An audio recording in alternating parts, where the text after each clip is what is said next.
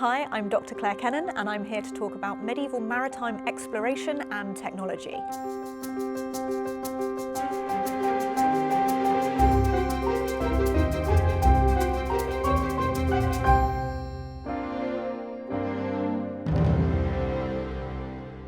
Unlike the ancient nations, for example Athens, which had a standing naval fleet in the 5th century BC, medieval nations had limited naval forces.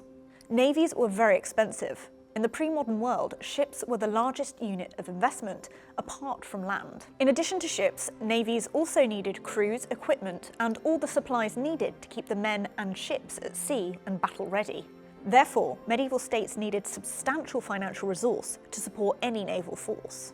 The Caliphate was the dominant naval force in the Mediterranean Sea between the 7th and the 13th centuries. One of the most significant inventions in naval warfare during this period was the torpedo, which was invented in Syria in 1275 by Hassan al-Ramah.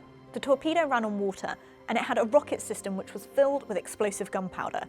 It had 3 firing points which made it effective against other ships. In Western Europe, the seas were dominated by militias, with action being taken by figures of local importance, ship owners and traders. However, the one place that there were some residual features of Roman naval practice was in the surviving part of the empire in the Greek East. The Byzantine navy was the one exception to the breakdown of naval forces in the early Middle Ages. However, Byzantine naval policy was by no means consistent, and it waxed and waned in both favour and importance within the empire. Greek fire is a weapon that has legendary status in medieval maritime warfare. It was an incendiary chemical weapon which was manufactured and used in the Byzantine Empire between the 7th and the 14th centuries. The reason for its effectiveness was that even when on water, the substance continued to burn. From the 13th century onwards, there was a growing interest in the control of specific sites and routes at sea through acts of violence.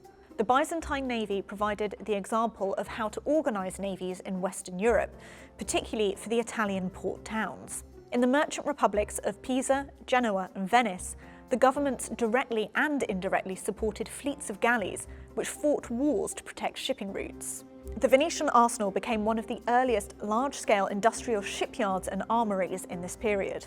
It was owned by the state and responsible for most of the Venetian Republic's naval power in the Middle Ages. In circa 1500, heavy guns and gun ports were introduced on ships. This increased the weight and cost of warships, which eventually, by the middle of the 17th century, squeezed private entrepreneurs almost entirely out of the business of war. It took the larger and parallel development of state formation in early modern Europe to create the entities we now call navies. Organisations fully financed and maintained by governments to fight at sea in specially designed vessels.